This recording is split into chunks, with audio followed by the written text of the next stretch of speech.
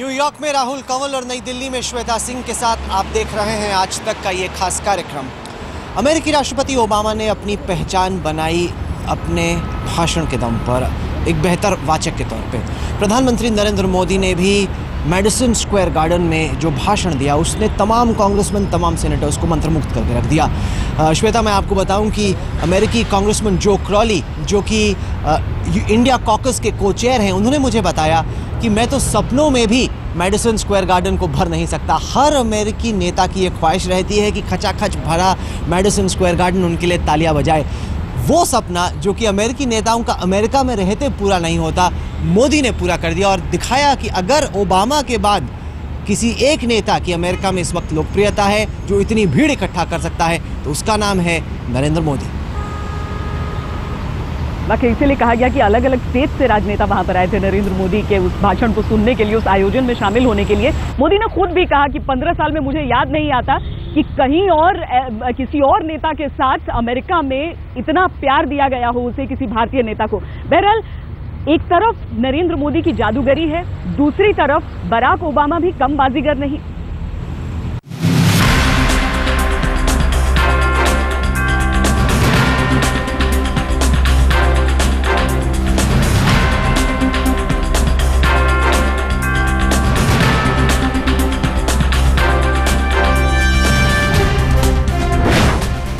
ये super power के supremo हैं।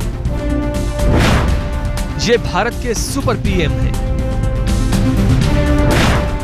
ये पहली ही कोशिश में राष्ट्रपति बने। ये पहली ही कोशिश में प्रधानमंत्री बने। ये सोशल मीडिया के सम्राट हैं। ये सोशल मीडिया के शहंशाह हैं। इनकी बातों ने जीता अमेरिका का दिल।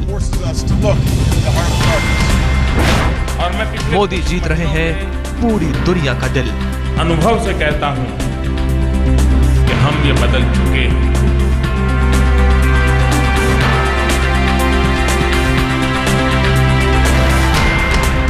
Yes, we can. Yes, we can. ये शेर का कदम, ये लायन का step, make in India.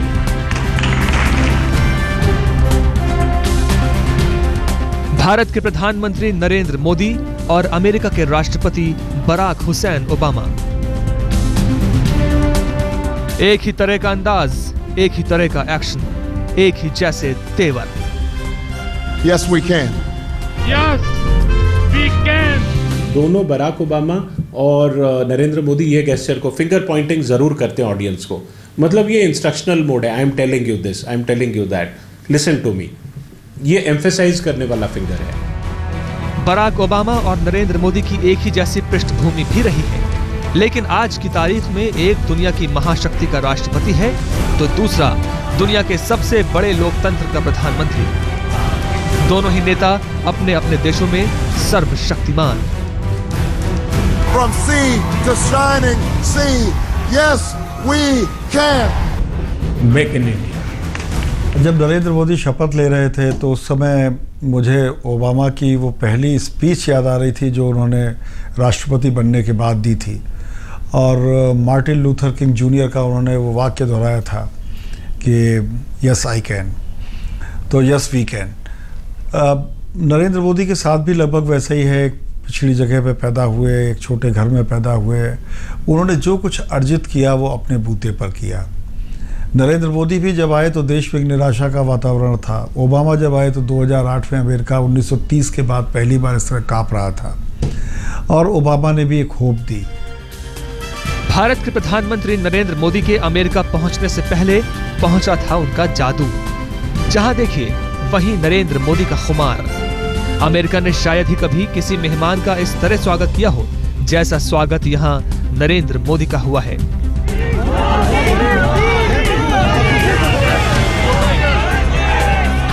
Narendra Modi और बराक ओबामा की ये पहली मुलाकात है। दोनों ही नेताओं की शख्सियतों में गजब का जादू है। दोनों मैनेजमेंट में माहिर हैं, दोनों ही करिश्माई हैं, दोनों में बहुत कुछ ऐसा है जिसके चलते दोनों की तुलना तो होगी ही। दोनों मेहनत करके ऊपर पहुँचे। दोनों के कोई ऐसे बड़े परिवार से नहीं आते थे जो कह सके कि उनको कुछ अपने ख़ानदान से पीछे से मिला हुआ हो, और दोनों उस स्तर से गुजरे हुए हैं जिस स्तर से आज भी विशेष करके भारत में लोग गुजर रहे हैं। जो परिस्थिति, जो गरीबी है, जिस प्रकार की परिस्थिति इस समय बनी हुई है। ये संयोग भी गजब है। नरेंद्र मोदी ने प्रधानमंत्री बनने के बाद महात्मा गांधी की समाधि पर श्रद्धांजलि अर्पित करके अपने सफर की शुरुआत की। उधर बराक ओबामा भी महात्मा गांधी के अनुयायी हैं। व्हाइट हाउस के अपने दफ्तर में ओबामा महात्मा गांधी की एक छोटी सी प्रतिमा भी रखते हैं। नरेंद्र मोदी और ओबामा दोनों ही नेता कमजोर अर्थव्यवस्था से जूझते देशों में बदलाव और उम्मीदों की लहरों के साथ सत्ता में आए। दुनिया के दो बड़े देशों के मुखिया, ये दोनों नेता बदलाव के समर्थक हैं, आधुनिकता के पैरोकार हैं, पर्यावरण के प्रेमी हैं और सबसे बड़ी बात, दोनों मानवता के कायल हैं।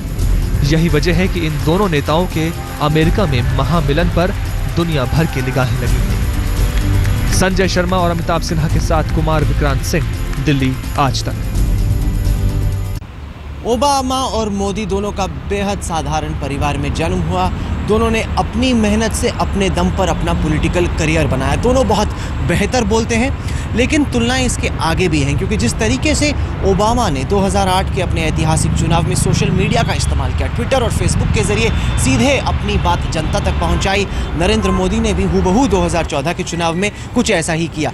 इसको देखकर अमेरिका में जानकार ये कह रहे हैं कि जो ओबामा ने पहले किया, मोदी उसको आगे ले जा रहे हैं और उसको भी पहले से बड़े तरीके से अंजाम पहुंचा रहे हैं। Here in America, you can make it if you try. That's what we're fighting for.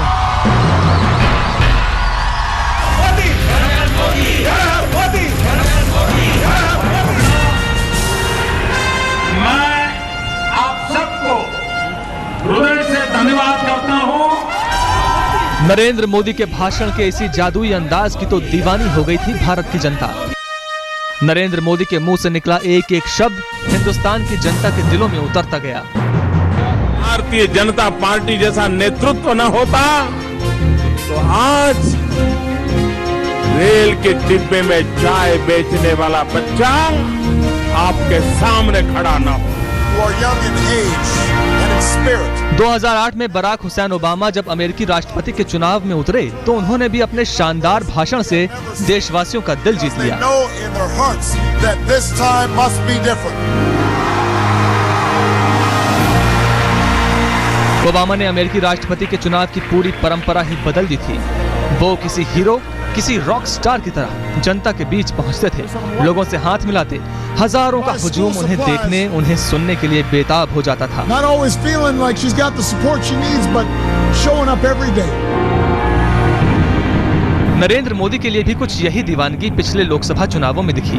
BJP के दूसरे नेताओं को सुनने के लिए तो जनता तैयार ही नहीं थी। वहीं जहां मोदी की सभा होती थी, वहां देखते ही देखते जनता की तादाद 1 लाख के पार चली जाती थी।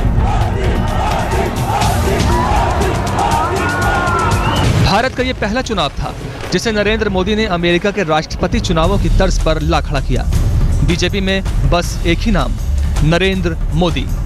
पूरा चुनाव बस 2 सवालों के बीच हो गया, नरेंद्र मोदी चाहिए या नरेंद्र मोदी नहीं चाहिए।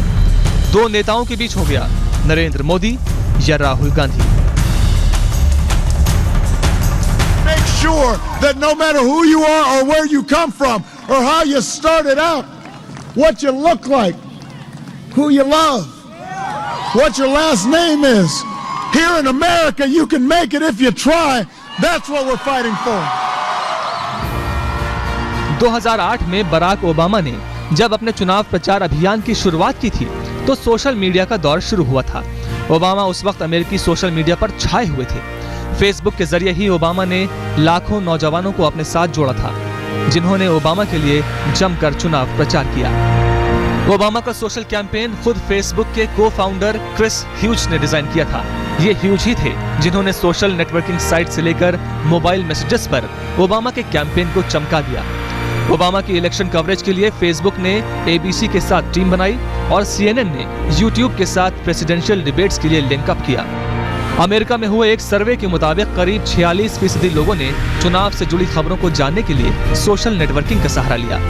ओबामा के कैंपेन के लिए माईस्पेस, ट्विटर, फ्लिकर, लिंक्डइन जैसी सोशल एप्लीकेशंस का भी सहारा लिया गया। ओबामा की तरह ही मोदी ने भी युवा वोटरों को आकर्षित करने के लिए सोशल मीडिया का सहारा लिया। ओबामा जब प्रचार करने जाते थे अपना, शुरू के दिनों में जब वो सीनेटर का इलेक्शन लड़ने वाले थे, तो उन्होंने चर्चेस से कांटेक्ट किया था और चर्च से उनसे कहा जाता था कि आप संडे के दिन आइएगा। और संडे को जब प्रार्थना ख़त्म हो रही होती थी तो ओबामा को पादरी इशारा करता था आप आइए। लेकिन होता क्या था, जो ही प्रार्थना ख़त्म हुई लोग अपने अपने कामों में लग जाते थे और कभी एक आदमी, कभी दो आदमी, कभी 5 आदमी के सामने ओबामा भाषण देते थे।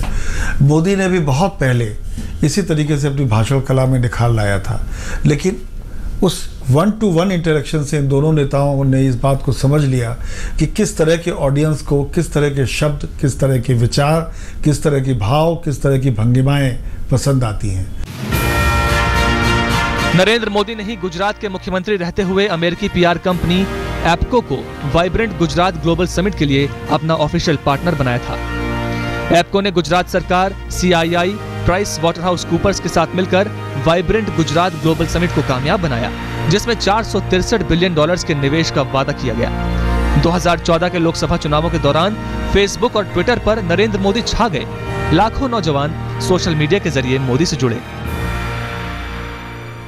ओबामा सारे अमेरिका को साथ लेके चलते हैं। उनके करने और कथनी में बहुत ज्यादा अंतर नहीं नजर आता। प्रधानमंत्री सबको ले चल के चलना चाहते हैं, लेकिन उनकी जो फौज है, जो बीजेपी और RSS के वर्कर्स हैं, वो देश के अंदर सिर्फ सांप्रदायिकता फैलाने के अलावा और कोई काम नहीं करते। नरेंद्र मोदी और ओबामा दोनों ने करिश्माई जीत हासिल की। दोनों का जादू अपने अपने देश की जनता के दिलों पर खूब चला। शून्य से शिखर तक पहुंचने का हुनर इन दोनों महारथियों में था। यही वजह है कि दोनों ही शोहरत की बुलंदी तक पहुंचे। अमिताभ सिन्हा और कुमार विक्रांत सिंह के साथ संजय शर्मा, दिल्ली, आज तक। तो आज शाम में अब से कुछ घंटे में श्वेता मुलाकात होने वाली है अमेरिकी राष्ट्रपति बराक ओबामा और प्रधानमंत्री नरेंद्र मोदी की व्हाइट हाउस में एक बेहद खास डिनर के लिए। और इस डिनर के दौरान हम आपको बताएंगे कि बहुत कम लोग होंगे और ये मौका होगा दोनों नेताओं को एक दूसरे को जानने का। वाकई बेहद खास ये मुलाकात है और इसलिए भी खास है क्योंकि जो दोनों नेता हैं जब एक दूसरे के सामने होंगे, दोनों को राजनीतिक पैमानों से ही नहीं, आम पैमानों से भी बेहद स्टाइलिश माना जाता है। स्टाइल हो, आस्था हो, किस तरीके से दोनों एक दूसरे के सामने खड़े हैं वो देखते हैं।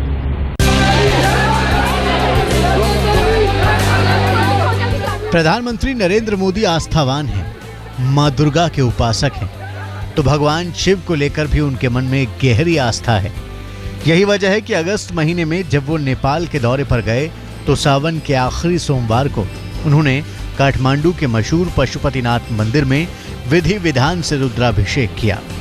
अमेरिकी राष्ट्रपति बराक ओबामा भी बेहद आस्थावान हैं। वैसे तो वो कैथोलिक ईसाई हैं, लेकिन बजरंगबली हनुमान जी के भी वो परम भक्त हैं। ओबामा के बारे में कहा जाता है कि वो हमेशा अपने साथ हनुमान जी की छोटी सी मूर्ति रखते हैं।